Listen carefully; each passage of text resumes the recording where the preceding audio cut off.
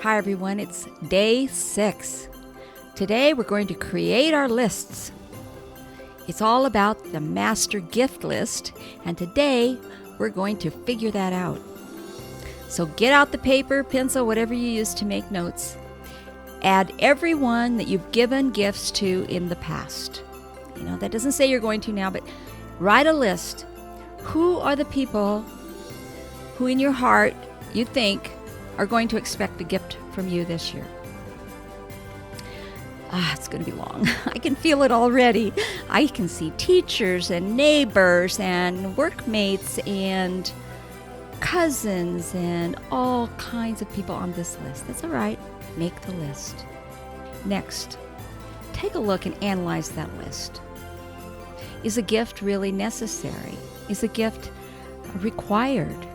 Will a gift make that person feel obligated to return with a gift to you? This is not the season for guilt and obligation, although we let ourselves feel that a lot.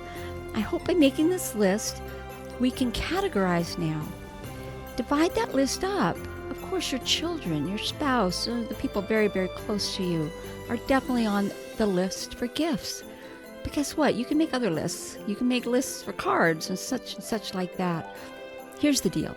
You've got time to make changes now while your emotions are not tied up in the season. I'll see you tomorrow. Debt-Proof Living with Mary Hunt was created and hosted by me, Mary Hunt. Produced by Julie Emerson with Harold Hunt, executive producer. Save time, save money every day, and make it easy on yourself. Subscribe at everydaycheapskate.com. That's where you will find all the ways you can follow Mary, Everyday Cheapskate, and Debt-Proof Living. Thanks for listening.